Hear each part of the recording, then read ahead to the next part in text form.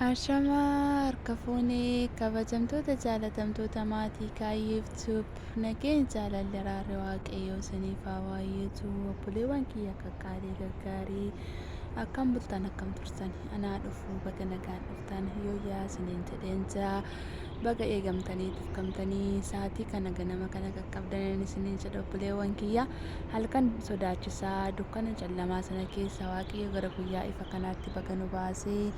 Bagas nuu bari'ee isiniin jechuun jaalladha. Ana biraa lafti ganama simbiraas ganama ta'uu danda'a fedha waaqayyootiin. Waan hundumaa duraa isa eegee tiksee sa'a kana sa'a eebbifamaa kanaan nu ga'ee waaqayyo uumaa keenyaaf galanni ulfinni teessoo isaa Ariyaam irratti haa ta'u jechaa. Cabuu lafee dhangala'uu dhiigaarra baraaree dhibbuu fi gidiraa garaa keessa baraaree wantoota garaarraa baraaree guyyaa kanaan isa nu ga'ee waaqayyo uumaa keenya Yesuus Kiristoosiif galanni ulfinni isiyaatiif haa ta'u jechaa. Egaa obboleewwan kiyyaa baga nagaan dhuftanii warri maamila kiyya taatan yookaan maatii kaayyoftuu taatanii jirtan laayik sheer gochuun gara mana kaayyootti ol seenaan isiniin jedha. Warri haaraa taatan immoo koottaa sabskiraayib gochuun gara maatiif kaayyoftuu ta'an isiniin jedha. Egaa baga nagaan dhuftan jechuun dura keessummaa tokko qabadhee dhufuutti jira guyyaa har'aa kana jechuudha. Keessummaa ajaa'ibaa nama irraa barattan nama isin jajjabeessu nama borutti jajjabina irraa argattan isiniif qabadhee gara istiidiyoo kiyya keessatti imala gochuutti jira. Keessummaan kiyya kun makiinaan gara kiyya dhufaa jira waan ta'eef amma diriivarii yookaan taaksii yookaan kaarliftiin isaa na bira ga'utti isin sheer laayik koomentii gochuun obboleettii teessan fungee yookaan kaayyoftuuf jajjabeessuu hin dagatinaan isiniin jedha dammaawwan kiyya. Tolegaa kamimee turuuf jireenyi dalagaan jireenyi biyya hambaa keessas ta'ee ala warri jirtan hundumti keessaniyyuu nagaa keessanidha miti. Ani obboleettiin keessan kaayyoftuuf nagaa irraa hafaa guutuun qaba. Isinillee nagaa irraa hafaa guutuun akkuma qabaattan abdii guddaan qaba. Nagaa hunda keenyatti aansuudhaan dura ni waaqayyo gooftaan biyya keenyaa biyya nagaa biyya badhaadhinaa biyya tokkummaa biyya bilisummaa biyya jireenyaaf mijattuu taate biyya firii deemee qabdu biyya birmadummaa argattu waaqayyo nu haa taasisu. Obboleewwan kiyya dhumanii jiran waaqayyo mirga ergamootaa isaan haa dhaabuun isiniin jechuu jaalladha. Haadholii keenya warra mana isaaniirraa buqqaanii bakkee keessa goodaa keessa mana namaarra ijoollee isaanii qabatanii dhiira osoo hin jedhiin dubara osoo hin jedhiin shaamarran osoo hin jedhiin beerroo osoo hin jedhiin qeerroo osoo hin jedhiin dargaggeettii osoo hin jedhiin moora isaanii warra dhiphuu fi gidiraa keessa jiran warra imimmaan isaanii dhangalaasaa jiran warra dhiigni isaanii dhangala'aa jiru kan hunda isaanii waaqayyo gooftaan nagaan gara mana isaaniitti haa deebisu. Inni hundumaa gochuu danda'u inni hundumaaf haala mijeessuu danda'u inni hundumaaf furmaata laachuu danda'u dhiphuu obboleewwan keenya bakkee garaa irra ta'anii dhiphataniif furmaata haa laatuuf isiniin jecha. Akkasumallee imimmaan haadha hiyyeessaa goodaa irratti guyyaa guyyaadhaan dhangala'uu fi dhiiga ijoolleewwan keenyaa dhiiga obboleewwan keenyaa dhiiga abbootii keenyaa bakkee irratti dhangala'aa jiru abbaan gumaa Kiristoos waan ta'eef danda'aan Kiristoos waan ta'eef oolchaan Kiristoos waan ta'eef tajaajilaan Kiristoos waan ta'eef barsiisaan Kiristoos waan ta'eef isa malee abdii biraa hin qabnu waan ta'eef isa malee gaachana biraa hin qabnu waan ta'eef harkoon keenya Yesuus Kiristoos furmaata nuuf haa laatu. Biyya keenyaaf furmaata itti boonyeerraa jilbeeffanneerraa kadhanneerraa waaqayyo biyya keenyaatiif furmaata nuuf haa laatu. Nu gara biraa furmaata biraa argachuu hin dandeenyu. Nu gara biraa abdii biraa hin qabnu. Meeshaa waraanaa keenya namni nuti iyyata keenyatti dhiyeeffannu bas rabbi isa nu uume duwwaa waan ta'eef inni immoo biyya keenyaaf furmaata nuuf haa laatuun isiniin jedha. Warroota rakkatan bira waaqayyo nuuf haa dhaabatu. Warroota dhiphataniifis furmaata isaaniif haa laatu. Akkasuma warroota dhukkubsatanii harkarra ciisaa jiranillee waaqayyo gooftaan keenya isaan haa maaruun isiniin jechuu jaalladha obboleewwan kiyya. Egaa keessummaa kiyya akkasin eegaa jirtan abdiin qaba. Keessummaa kiyya simachuun dura mana kiyya sirreeffachuun dirqama kiyya waan ta'eef obboleewwan kiyya egaa anis keessummaan kiyya osoo hin dhufin dura buna akkasiin danfistan zimmattanii akkana laaltaniif osoo hin taane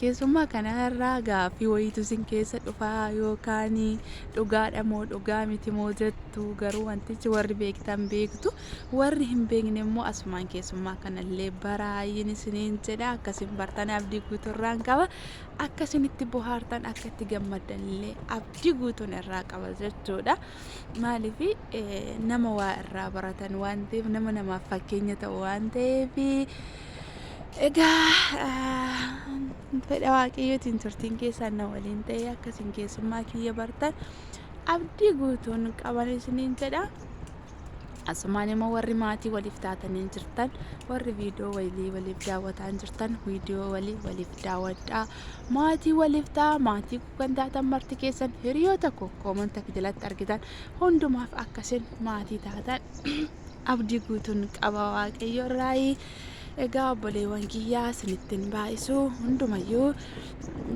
sagantaa kiyyatti sinin dabarsaa kallattii dhumaani gara keessummaa kiyyaatti sinin dabarsaa jabaadhaan sinin jedha yeroo gaarii qabaadha keessummaa kiyya wajjin bohaaraa bashannanaa keessummaan kiyya bakka bashannanaa garaa isin geessuuf qophiitti jira waan ta'eef isin immoo keessummaa kiyya waliin maal gochuun bashannanuun taphachuun bohaaruun maalidha dirqama keessan osoo hin taane mirgaan jechuudha faabutti akka jettan abdii guutuun isinirraa qaba jabaadhaa guyyaa gaarii. Ashamaa harka fuunee akkam jirtu hordoftoota jaallatamtoota kabajamtoota maatii kaayyooftub biyya alaa fi biyya keessaa teessanii kan kaayyooftub hordofaa jirtan hunduma keessaniif nageenya araarri jaalalli waaqayyoof araarsummaa arginu qulqulleettii dubree maaramii isiniif haa baay'atu akkam ooltan akkam turtan akkam yeroo kana geessan ameen waaqa keenya isa badii balleessaa yakka cubbuu keenya osoo nurratti ilaaliin gaarummaa isaatiin tolummaa isaatiin nu eegee yoonaan nu ga'e maqaan waaqayyoo keenya kan ulfaate kan ol olcheenuuf yaa ta'u.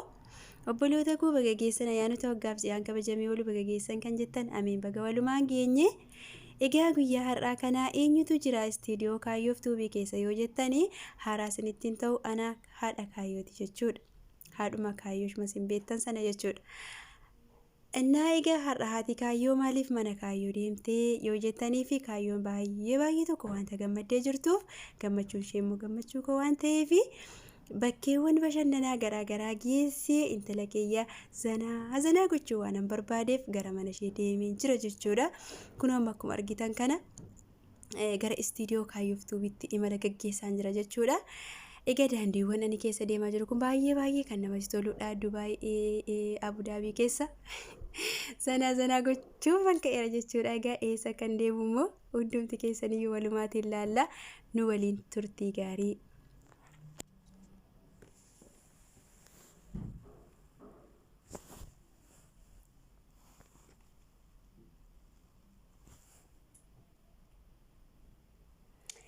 Tolee gamma akkuma argaa jirtan kana karaa fagoo deemee egaa ila kunuuti amma bakka tapha keenyaa geenyee jirra jechuudha. Bakka taphaa geenyee jirra jechuudha. Kun akkuma argaa jirtan egaa mucaa kiyya zanaafataa gochuun barbaada. Eessa bakkichi yoo jettan immoo bakkeewwan qurxummiiwwan garaa taphatanii sammuun intala kiyya akkatti zanaa jedhu barbaadeetaniin bakka kana fidee jira jechuudha. Koottaa walumaan haa taphannu walumaan zanaafataa haa jennu. Yoo nuti gammannee waaqayyo gammachuu nurraa barbaada waan ta'eef ila kunooti jechuudha. Sagalee isaa isin dhaggeeffachiisa akkasiin taphattan isin taasisa jechuudha. Gala kunoo amma qurxummiin kun maal hojjechaa jira ka'eetu nama waliin taphachaa jira jechuudha. Gisee bishaan keessa jiru qurxummii fakkaata. Gisee bishaan keessaa ba'u immoo maal akka fakkaatu walumaatiin ilaala. Sagalee isaa isin dhaggeeffachiisa akkasiin sagalee isaa dhaggeeffattan.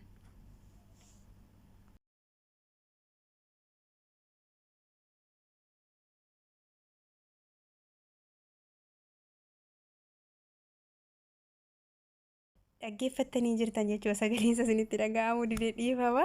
Ila kun akkanatti sirba jechuudha. Bakka happy birthday to you jedheetu sirba jechuudha. Aga biyya keenyatti maal akka ta'e hin beeku biyya kanatti gani maal akka ta'e waan haaraa agarsiisumaaf mucaa kiyya bakka kana fide jechuudha. Isinillee akka itti bashannantan abdii amantii guutuun isin biraatii qaba obboloota kooyi. Dhugaa dubbachuudhaaf baay'ee kan namatti tolu jechuudha. Bakkee bashannanaa kuni baay'ee kan itti sammuu namaa firii taasisudha jechuudha. Kun as keessatti gamatti ilaala amma ila kunuuti amma gara gamaatti ilaala. Qoyaa gammas amma argitu amma dhufa jechuudha. Kun amma bahee bishaan keessa. Waaw! Itti gammaddu bakka isbiin as keessa taa'u kuni taa'eetoo qurxummii maaf harka walitti chaa godha bakka zariin nama. Haadha isheetii ta'uu qaba bakka kun akkanatti. Ila kun dhufe dubbisuu dhufe bakka mucayyoo kana dubbiseeyyuu. Deebi'eeyyuu siichi nurraati.